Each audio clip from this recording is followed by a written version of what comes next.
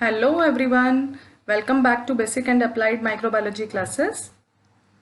So our today's topic of discussion is biological indicators of sterilization, right? और इस topic को मैंने cover किया है इन हेडिंग्स में जो यहाँ पे मैंने मेंशन किए हैं. फर्स्टली हम लोग स्टेरिलाइजेशन के बारे में पढ़ेंगे, then methods of sterilization, just an overview, फिर कौन से मेथड्स हैं जो कि हम कॉमनली यूज करते हैं, biological indicators of sterilization and biological indicator of some special type of sterilization like moist heat का कौन सा इंडिकेटर है, ड्राई हीट का कौन सा है, रेडिएशन का कौन सा है, और फिर हम इन इंडिकेटर्स को कैसे यूज करते हैं स्टेरिलाइजेशन को चेक करने के लिए एंड मार्केट में ये कैसे अवेलेबल होते हैं. तो one by one I am going to take these headings and I hope this information will be useful for all of you. So let's talk about sterilization. Sterilization को हम कैसे define कर सकते हैं? Sterilization can be defined as a process which removes, kills or deactivates all forms of microorganisms including bacteria, fungi, viruses and bacterial spores, right? तो अगर हम बात करते हैं क्या है sterilization, जैसे कि हमें definition से clear हो रहा है, कोई भी process जिससे हम माइक्रो ऑर्गेनिजम्स को, लिविंग ऑर्गेनिजम्स को, स्पेशली हम माइक्रोबायोलॉजी में माइक्रोब से डील करते हैं, तो हम उनको पूरी तरह से रिमूव कर सकते हैं. ठीक है, अगर कोई ऑलरेडी चीज है, हर किसी में माइक्रोब्स एसोसिएटेड होते हैं, अदरवाइज बैक्टीरिया वायरसेस तो होंगे ही, फंजाई हो सकते हैं, स्पोर्स हो सकते हैं, उनको पूरी तरह से रिमूव करने को, हटाने को, किसी भी ग्लास से, प्लास्टिक वेयर से, लिक्विड सॉल्यूशन से, ठीक है, इंजेक्शन सैंपल से, तो वैक्सीन से, उसे पूरी तरह से रिमूव करने को, या फिर हम उसे पूरी तरह से खत्म कर दें, किलिंग कर दें उसकी, या उसे इनएक्टिवेट कर दें सो दैट कि वो कोई अपना रिस्पॉन्स ना शो कर पाए. इस तरह के प्रोसेस को हम क्या कह रहे हैं? स्टेरिलाइजेशन कहते हैं, राइट? जैसे यहाँ पे एक पिक्चर से आप देखिए, मैंने यहाँ पे एक पिक्चर इंक्लूड की है. फर्स्ट में आप देख रहे हैं कि एक लिक्विड मीडियम है फ्लास्क में, जिसमें क्या है, circular, spiral, right, different different shapes के माइक्रोब्स प्रेजेंट. और अब हमने एरो के बाद एक पिक्चर रिफ्लेक्ट क्या कर रही है कि उसमें कुछ भी नहीं है. तो इट मीन्स एक प्रोसेस उसके लिए यूज किया गया है जिसने क्या किया है, पहले वाले फ्लास्क को दूसरे वाले फ्लास्क में कन्वर्ट कर दिया, उसमें से सब कुछ रिमूव कर दिया, लिविंग ऑर्गेनिजम्स को, सेल्स को. तो इसी प्रोसेस को हम कहते हैं sterilization, right? It means first वाला जो हमारा फ्लास्क है वो क्या है, नॉन स्टेरिलाइज्ड है, जिसमें सब लिविंग ऑर्गेनिजम्स प्रेजेंट हैं. और सेकंड वाला क्या है, उसमें rest of the composition of medium liquid solution is same, but जो लिविंग ऑर्गेनिजम्स हैं वो सब खत्म हो चुके हैं. तो उसे हम क्या बोल रहे हैं, स्टेरिलाइज्ड बोल रहे हैं, राइट? तो स्टेरिलाइजेशन का बहुत स्कोप है, कहाँ कहाँ पे यूज होता है. लेट्स अंडरस्टैंड अबाउट स्टेरिलाइजेशन की. अगर हम बात करते हैं तो बहुत सारी जगह पे स्टेरिलाइजेशन यूज होता है. तो one by one I am going to tell you a few of these areas. Like अगर हम बात करें, माइक्रोबायोलॉजी टेस्टिंग लेबोरेटरी है, नॉर्मल पैथोलॉजी है, कोई टीचिंग लेबोरेटरीज हैं जहाँ पे हम एज ए माइक्रोबायोलॉजिस्ट अपने आप डेवलप होने का, अपने अंदर स्किल्स लर्न करने जाते हैं माइक्रोबायोलॉजी के लिए, कॉलेजेस में, यूनिवर्सिटीज़ में, राइट? एंड रिसर्च लेबोरेटरीज हैं जहाँ पर हम अपने PhDs का वर्क कंडक्ट करते हैं, राइट? तो ये हमें ध्यान रखना है कि उन सब जगह पे क्या है, स्टेरिलाइजेशन बहुत ही कॉमन सी चीज़ है, बहुत कॉमन टेक्निक है जो यूज़ की जाती है. और जनरली हम इसे ग्लासवेयर्स की स्टेरिलिटी के लिए, प्लास्टिक की पेट्री प्लेट्स के लिए, राइट, माइक्रोबायोलॉजिकल मीडियम के लिए इनको यूज करते हैं, इस पर्टिकुलर टेक्निक को, राइट? सेकंड नंबर पे अगर हम बात करते हैं हॉस्पिटल्स में बात करते हैं, पैथोलॉजीज में बात करते हैं, स्टेरिलाइजेशन बहुत इम्पॉर्टेंट है. लाइक अगर सपोज कोई पर्टिकुलर सैंपल चेक करने के लिए हॉस्पिटल में आ रहा है, यूरिन सैंपल आ रहा है, ब्लड सैंपल आ रहा है, उसे हम किसी सैंपल बॉटल में कलेक्ट कर रहे हैं, अगर वो पहले से हमने यूज की है, of course we are going to reuse it. तो ध्यान रखना है, अगर उसमें पहले से कंटेमिनेंट्स हैं, कोई पॉजिटिव सैंपल किसी पेशेंट का था और हमने उसको वॉश किया, just we have not sterilize that, कहीं ना कहीं बैक्टीरिया किसी कॉर्नर में, मार्जिन पे, एजेस पे रह गए हैं, तो वो हमारे क्या करेंगे, किसी दूसरे पेशेंट के सैंपल को भी कंटामिनेट कर देंगे. तो इसलिए बहुत ही इंपॉर्टेंट है स्टेरिलाइजेशन, राइट? कोई भी इंजेक्शन यूज कर रहे हैं, सिरिंजेस यूज कर रहे हैं. थर्ड हमारा क्या है, फूड प्रोसेसिंग एंड पैकेजिंग, बहुत ही इंपॉर्टेंट है फूड इंडस्ट्री में. पैकेजिंग इंपॉर्टेंट है, पैकेजिंग या कोई भी कवर है, पैकेजिंग कवर, वो डायरेक्ट कॉन्टेक्ट में आ जाता है फूड के. तो वी शुड इंश्योर कि वो प्रॉपरली स्टेरिलाइज होना चाहिए. कैंड फूड्स हैं, टेट्रा पैक्स हैं, जो भी यूज कर रहे हैं पूरी तरह से स्टेराइल होने चाहिए, राइट? देन हम बात करते हैं dentist clinics. Of course many of us take a visit once in a 6 months right, जैसे स्केलिंग के लिए हम लोग चले गए, या फिर हमें टूथ एक्सट्रैक्शन या नॉर्मल टूथ चेकअप के लिए, तो हम देखते हैं टूथ एक्सट्रैक्शन के टाइम पे, या फिर अगर हम बात करें स्केलिंग के टाइम पे, बहुत सारे इक्विपमेंट डेंटिस्ट यूज करते हैं, they are directly coming in contact with our mouth, और हो सकता है वो अगर प्रीवियसली यूज या स्टेरिलाइज नहीं है, again they can lead to contamination, तो स्टेरिलाइजेशन इंपॉर्टेंट है यहाँ पर। फार्मास्यूटिकल्स में बात करें, ड्रग्स हैं, वैक्सीन हैं, they should be properly sterilized one, right. Medical device manufacturing, surgical centres, mask हो गए, राइट, सर्जन्स की क्लोथिंग्स हो गई, equipment, scissors, forceps, everything should be sterile over there, right. तो इस तरह से हम देख सकते हैं ये सब टेक्निक्स जो हैं इनका इन सब एरियाज में क्या रिक्वायर्ड है, स्टेरिलाइजेशन, वेरी इंपॉर्टेंट। ओके, अब हम बात करने जा रहे हैं मेथड्स ऑफ स्टेरिलाइजेशन की। स्टेरिलाइजेशन तो हम लोगों को पता चल गया क्या है, कहाँ पे यूज हो रहा है, क्या इंपॉर्टेंस है, पर कौन से मेथड्स हैं, तो ध्यान रखना है इसके लिए 3 डिफरेंट अप्रोचेज यूज होती हैं। पहले होते हैं physical methods, right, physical method, दूसरे हमारे होते हैं केमिकल मेथड्स, और तीसरे जो हमारे यूज होते हैं वो होते हैं मैकेनिकल मेथड्स। अब आपको ध्यान रखना है फिजिकल मेथड्स की अगर हम बात करें तो इसमें 2 टाइप के फिजिकल मेथड्स होते हैं, एक होता है हीट और एक होता है रेडिएशन। अब जो रेडिएशन है उसमें तो क्या होता है, रेडिएशंस आयनाइजिंग होती हैं, नॉन आयनाइजिंग होती हैं, तो मेनली आयनाइजिंग रेडिएशंस जो हैं वो स्टेरिलाइजेशन में यूज की जाती हैं, राइट, जैसे x-ray, cathode rays, gamma rays. And physical methods की अगर हम बात करते हैं तो हीट है जो उसमें यूज होता है। हीट भी 2 तरह की होती है जो स्टेरिलाइजेशन के लिए यूज करते हैं, एक होती है ड्राई हीट एंड एक होती है मॉइस्ट हीट। तो dry heat is mainly used by means of incineration and dry oven to achieve sterilization, and moist heat mainly by steam under pressure. For that we use a special type of equipment known as autoclave, right? तो अभी हम बात करें, ये थे हमारे physical methods. फिर हम बात करें केमिकल मेथड्स की। केमिकल मेथड्स में हम क्या करते हैं, गैसेज यूज करते हैं, लाइक इथाइलिन ऑक्साइड है, ये एक गैस है जो कि स्टेरिलाइज कर देती है, राइट। लिक्विड्स यूज होते हैं, लाइक अगर हम बात करें ग्लूटारेल्डिहाइड है, it's a chemical which is a sporicidal also, cells को भी किल कर सकता है, केमिकल स्टेरिलेंट्स बोलते हैं उनको, ठीक है। फिर हम बात करते हैं मैकेनिकल मेथड्स की। मैकेनिकल मेथड्स में क्या यूज हो रहा है, फिल्ट्रेशन। फिल्ट्रेशन में हम क्या कर रहे हैं, किल नहीं कर रहे हैं माइक्रोब्स को, इनएक्टिवेट भी नहीं कर रहे हैं, हम जस्ट उनको रिमूव कर रहे हैं, राइट। तो मेम्ब्रेन फिल्ट्रेशन टेक्निक बहुत ही कॉमनली यूज होती है फार्मास्यूटिकल्स वगैरह में, राइट। अगर हम पॉल्यूशन कंट्रोल बोर्ड्स की बात करें तो वाटर के लिए वाटर को फिल्टर कर दिया जाता है एंड देन फिल्टर के ऊपर देखा जाता है कितना काउंट है, तो स्टेरिलाइजेशन के लिए भी यूज होता है। प्लस अगर हम बात करें आइसोलेशन के लिए भी इस तरह की टेक्निक्स यूज हो जाती हैं, राइट। तो अभी हम आने वाले हैं अगेन कि इन तीनों में से सबसे ज्यादा पॉपुलर मेथड्स कौन से हैं, राइट। तो ध्यान रखना है फिजिकल, केमिकल एंड मैकेनिकल में से जो मोस्ट पॉपुलर मेथड्स हैं वो हैं physical methods, okay. So now we are coming towards commonly used sterilization techniques. So जैसे हमने पीछे देखा, physical methods are the most common type of sterilization techniques, right? So now we are going to talk about what are those physical methods which are commonly used, and most of us are usually familiar with these techniques, और easily हम इनको pathologies में, laboratory में visit पे आराम से we can trace them कि हाँ ये यहाँ पे प्रेजेंट है, it is for sterilization. तो these are autoclave, hot air oven and radiation based techniques, right. तीनों फिजिकल मेथड है, autoclave and hot air oven heat based है, and radiation of course radiation based type है among physical method category जो मैंने आपसे पहले discuss किया। तो अभी हम बात करते हैं autoclave. I think every one of you or I can say most of the viewers have already seen this type of instrument in laboratory, autoclave, right, जो हम यूज करते हैं डेली बेसिस पे, सभी माइक्रोबायोलॉजिस्ट रूटीनली से use करते हैं, right. Autoclave की अगर हम बात करते हैं तो ऑटोक्लेव किस प्रिंसिपल पे काम करता है, मॉइस्ट हीट के। Moist heat is highly penetrating which coagulates proteins of micro organisms and resulting in their death, right. तो प्रोटीन कोएगुलेशन का प्रिंसिपल जनरली इसमें यूज होता है, ठीक है। सेकंड हम बात करते हैं तो टेम्परेचर, जो ऑपरेटिंग टेम्परेचर रहता है वो 121 डिग्री सेल्सियस होता है at around 15 LBS pressure for 15 to 20 minutes, depending on what kind of material we are स्टेरिलाइजिंग।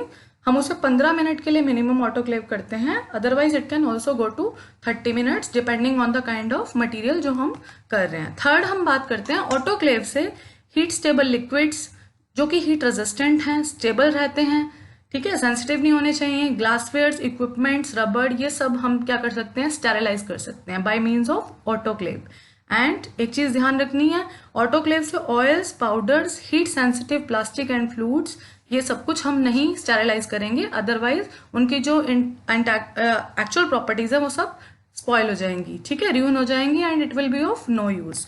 तो ये हमें इसमें लेके चलना है। हीट स्टेबल के लिए ओके है एंड सेंसिटिव के लिए it is not okay because it is moist, it is having very much high penetrating power. Now we are going towards second type, hot air oven. सबने देखा होगा ये hot air oven, नहीं देखा है तो इजीली पैथोलॉजीज में, hospitals में जो छोटे छोटे टेस्टिंग लेबोरेटरीज होते हैं माइक्रोबायोलॉजी के, we can easily see it. Hot air oven की बात करते हैं तो इसका प्रिंसिपल है ड्राई हीट, राइट, और इसका टेम्परेचर है 160 to 180 degree Celsius temperature for 2 to 3 hours. हम इसको ऑपरेट करते हैं 2 to 3 आवर्स के लिए। Anything we can sterilise here. Now what kind of material we can sterilise? Generally petri plates, pipettes, test tubes, oils, powders, because dry heat is having less penetrating power, right. तो again हम क्या कर सकते हैं यहाँ पे, same mechanism will work here, coagulation of proteins but by means of dry heat, right. तो dry heat is less penetrating as compare to autoclave, ये हमें ध्यान रखना है। तो वो मटेरियल हम यहाँ पे भी स्टेरिलाइज कर सकते हैं। Then we are going towards radiation. Radiation based sterilization की बात करते हैं तो जनरली जो रेडिएशन बेस्ड स्टेरिलाइजेशन है, ऑफ कोर्स हमने पढ़ा आयनाइजिंग रेडिएशन यूज होती हैं, कैथोड रेज होती हैं, एक्स रेज होती हैं, पर गामा रेज जो है बहुत ही कॉमन है जो यूज की जाती हैं, और जनरली इनका सोर्स रहता है cobalt 60 and caesium 137, right. And if we talk about radiation based sterilization can be used for heat sensitive materials, medical devices, कोई gloves हैं, syringes हैं, injections हैं, ठीक है। तो ये सब हम किससे कर सकते हैं? पेट्री प्लेट्स हैं, आप देखेंगे लेबोरेटरी में use and throw glass plastic की पेट्री प्लेट्स आती हैं, तो वो इंडिविजुअली पैक्ड भी होती हैं, तो वो क्या होती हैं? रेडिएशन बेस्ड स्टेरिलाइजेशन से already they have become sterilized, okay, for our instant use. तो ये हमारा क्या हुआ? Commonly used sterilization techniques. अब हम आते हैं स्टेरिलाइजेशन का, हमें सब कुछ पता चल गया। अगर हम ओवरव्यू या इन जनरल बात करें तो जनरल नॉलेज हमारा अपडेट हो गया। स्टेरिलाइजेशन क्या है, उसका क्या स्कोप है, कहाँ पे यूज होता है, कॉमन मेथड्स कौन से हैं स्टेरिलाइजेशन के, और अगर जनरली हम बात करें तो कौन सी टेक्निक्स यूज होती हैं। नाउ क्वेश्चन कम्स कि स्टेरिलाइजेशन होना बहुत जरूरी है और उसे चेक करना बहुत ज्यादा जरूरी है, राइट। तो अब हम बात करते हैं इंडिकेटर्स, बायोलॉजिकल इंडिकेटर का क्या रोल है और क्या होते हैं ये।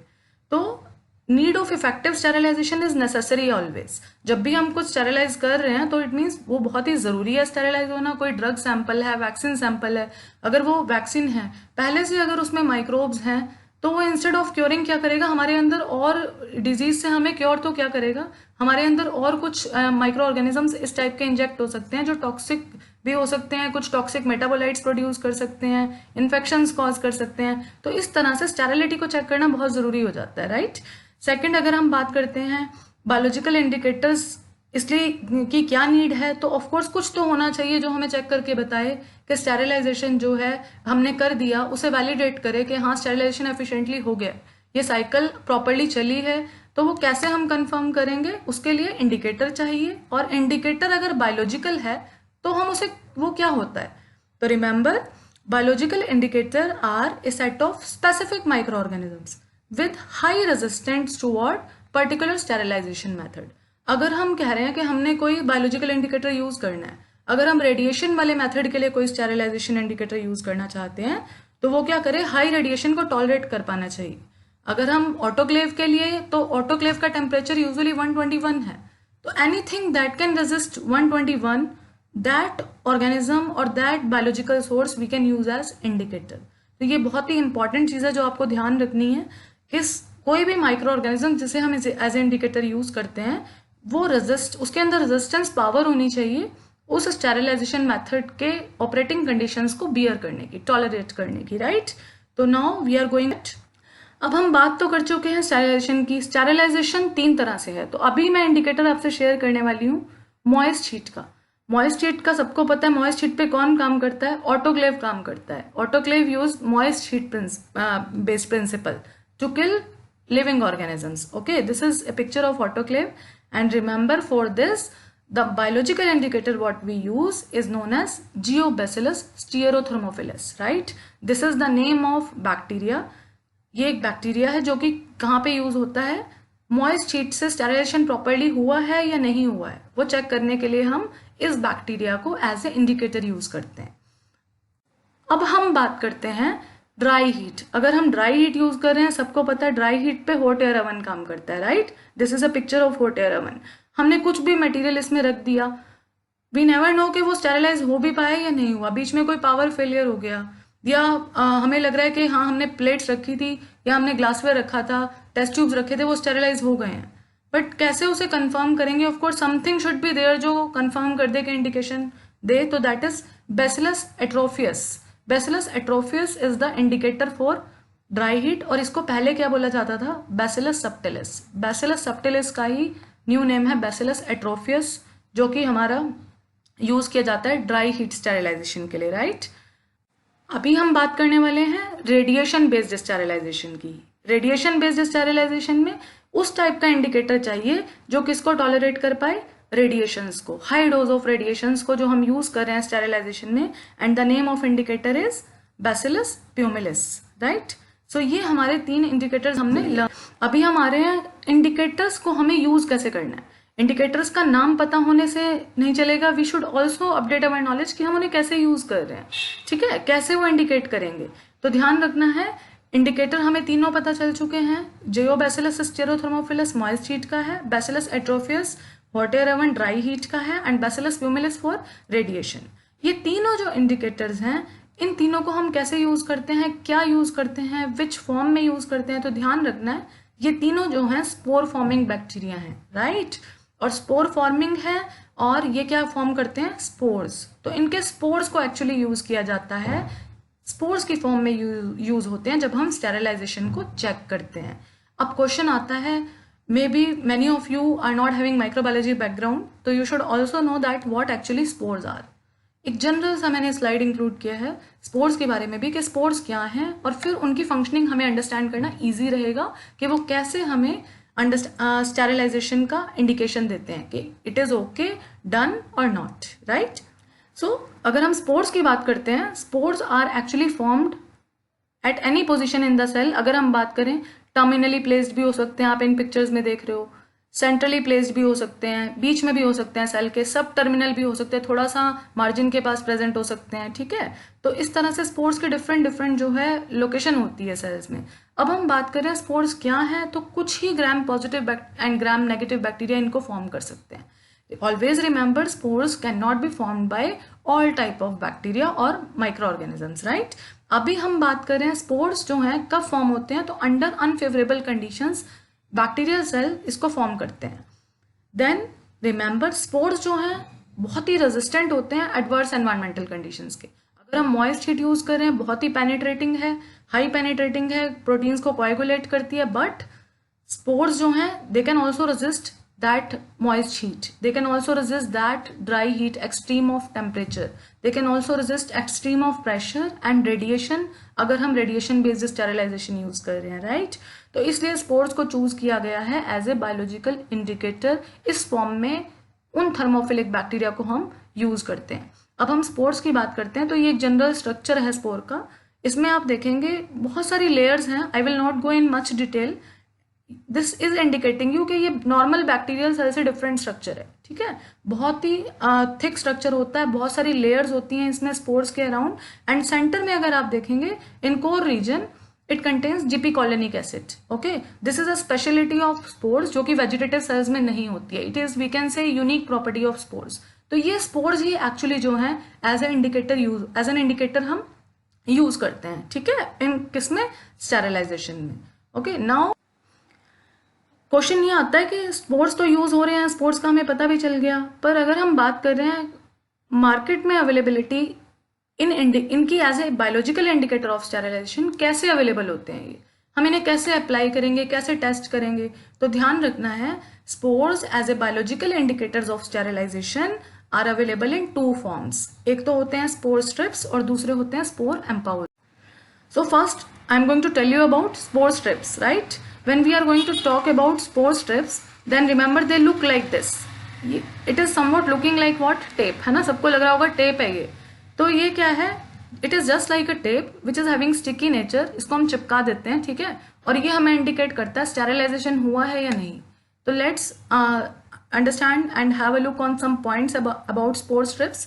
स्पोर स्ट्रिप्स क्या होती हैं, क्या प्रेजेंट होता है इनमें, आप जो लाइंस देख रहे हैं इसके ऊपर, इन लाइंस में क्या होता है, स्पोर्स प्रेजेंट होते हैं, ठीक है। और ये पेपर की नेचर जनरली क्या होती है, क्रोमेटोग्राफी पेपर स्ट्रिप्स होती हैं ये, ठीक है। पीछे से इसका स्टिकी नेचर है, गम लगी होती है इसमें जस्ट लाइक नॉर्मल टेप्स, और नंबर ऑफ स्पोर्स जो होता है वो पर स्ट्रिप जो है वो 10⁵ to 6 के बीच में वेरी करता है, राइट।